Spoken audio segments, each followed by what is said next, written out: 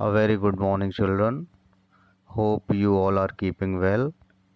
Dear students, in today's video lecture, we shall study the second chapter of Hornbill book, We Are Not Afraid to Die If We Can All Be Together, written by Gordon Cook and Alan East.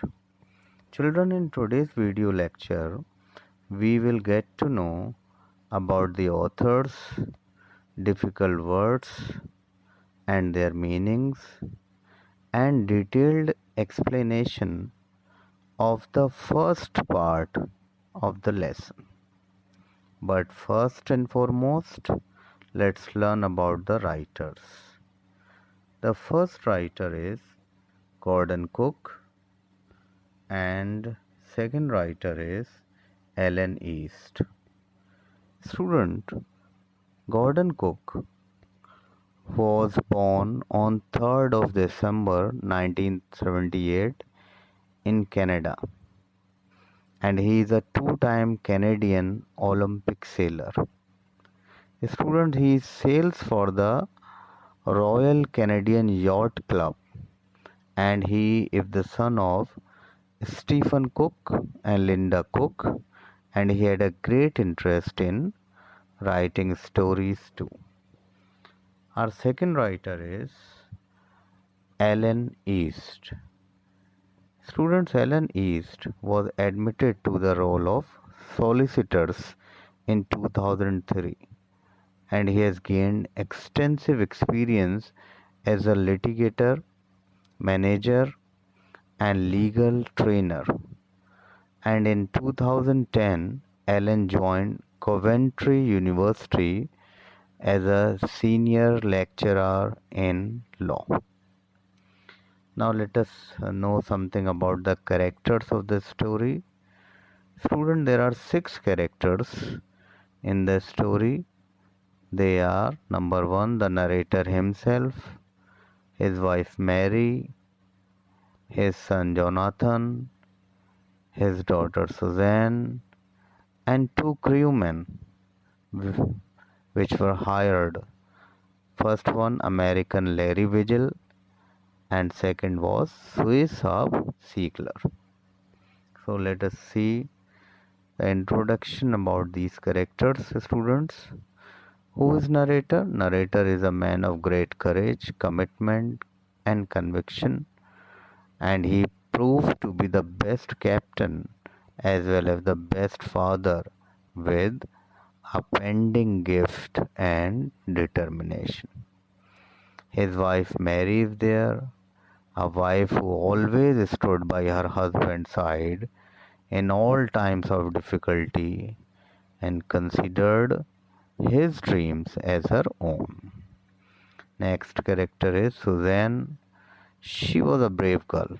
Her bravery toughened her father's resolve to fight the sea's strong storm tooth and nail. And the last character is Jonathan. Jonathan shows off bravery and his fearlessness in the face of death highlights his characters, and he rejuvenated the hope of his father by remarking, "We are not afraid to die if we can all be together," which is the very title of the chapter.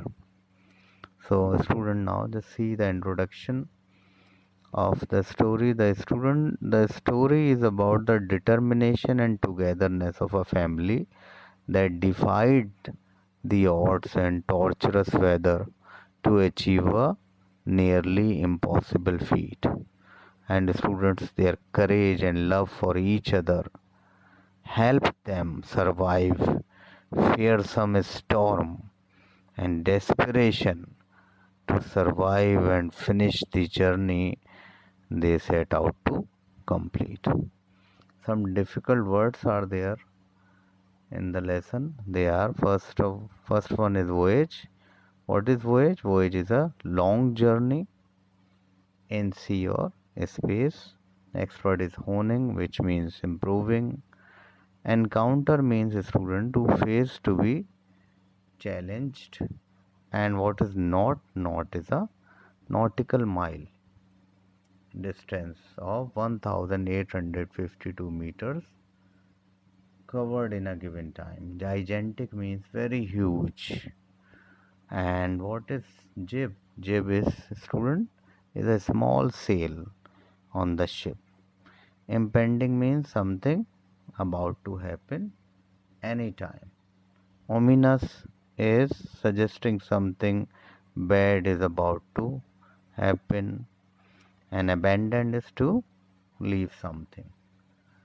What is starboard? Starboard is the right side of the ship or boat, right? Mayday calls. Mayday calls are what? Emergency call, radio calls for help.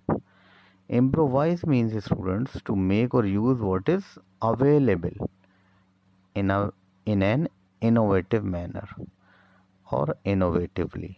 What is sextant? Sextant, student, is an instrument for measuring angles and distances used to calculate position of a ship or aircraft. Caricatures, we know, are funny drawings or pictures only. So let us know something about the family of the author Gordon Cook.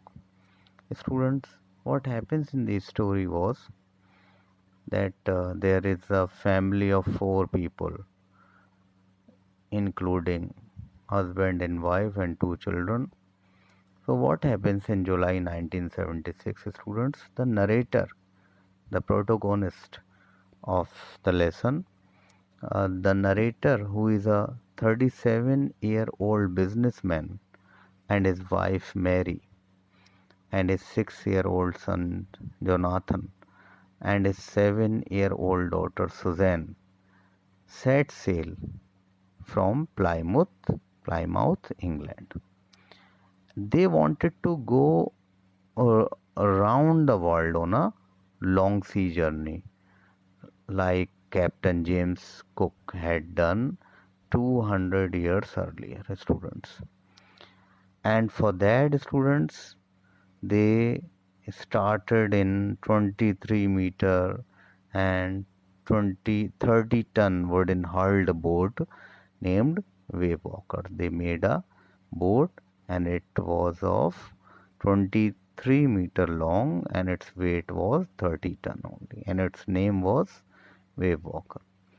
So now, student, what happens was they started their journey, and the first part of their planned 3-year 105,000 kilometers journey passed pleasantly, without any difficulty, without any problem.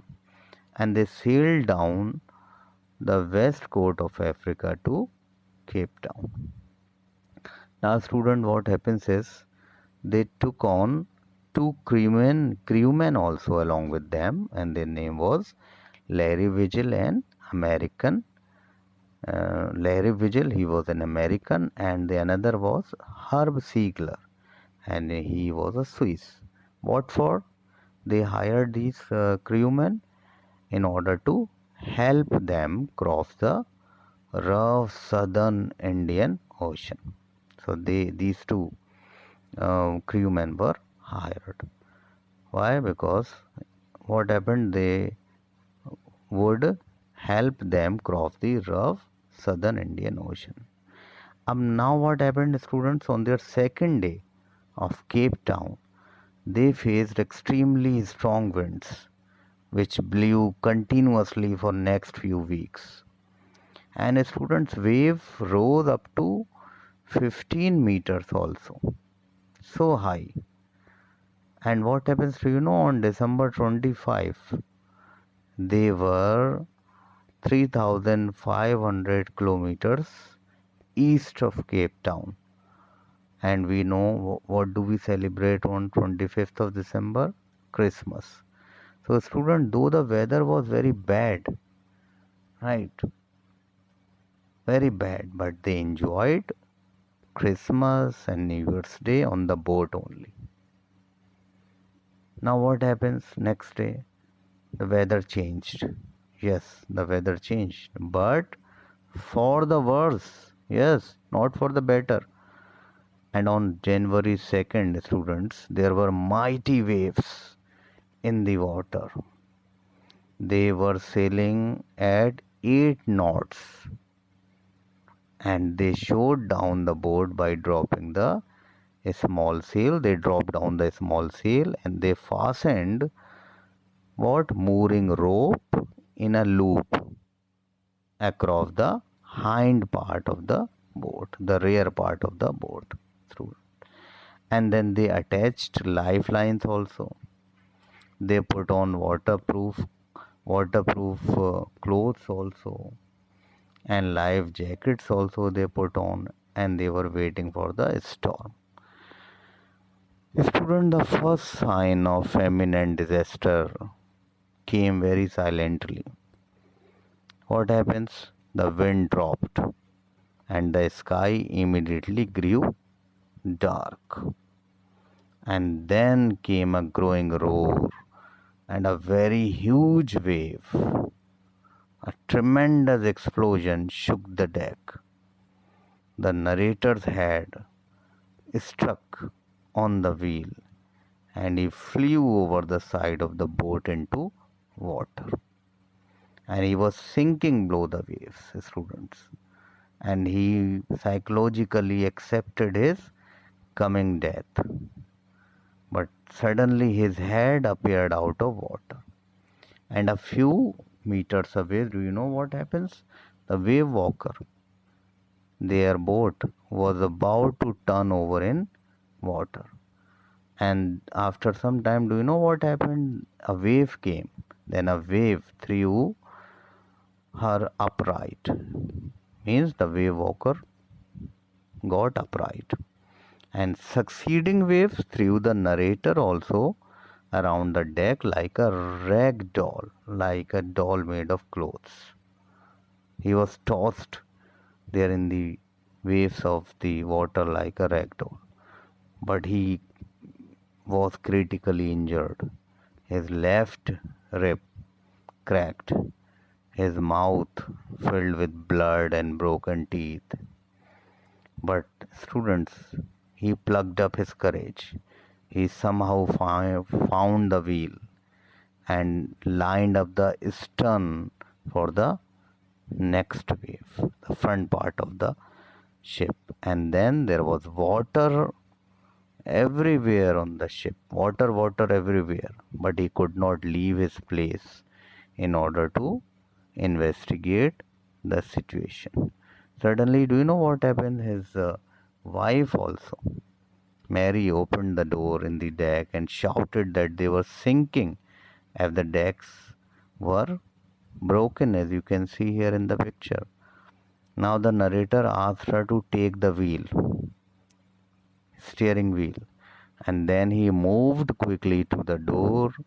Larry and Hub were pumping water out of the ship, and the wooden beams had broken, and the whole starboard side had bulged inwards. It came out inwards only. And the students' clothes, crockery, charts, tins, and toys all were floating there in the water. Students, he somehow just plucked up his courage. He crawled into the children's cabin. Suzanne, had got a big bump on her head. But students, he had no time to attend to her.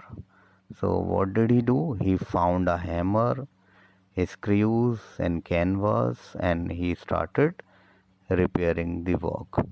He managed to stretch canvas and secure waterproof hatch covers across the gaping hole from where the water was coming in. And now, student, after some hours labor, most of the water was now being deflected over the other side. And then, student, what happened? Then the hand pumps started to block up with debris. The debris was there everywhere. So what happened as a result of that? Hand pumps got blocked up because of debris. The electric pump had a short circuit. Misfortunes never come alone, students. And what happened? Water level also rose up dangerously. So he found that their two spare hand pumps had been pulled away by currents along with the forestay and the jib and the dinghies and the main anchors, along with all these things. And he searched another electric pump, students, and he connected it to an outpipe, and students' water was pumped out throughout night. So he took a sigh of relief. But students, they got no reply from their mayday calls. They tried to give emergency call to the station, but they did not get any reply. Suzanne students had what? Swollen alarmingly. His head was swollen. And student, she had two enormous black eyes and a deep cut on her arm. So student, till now only we will study in this video class. We will cover up the next portion in the next class. Thank you, class.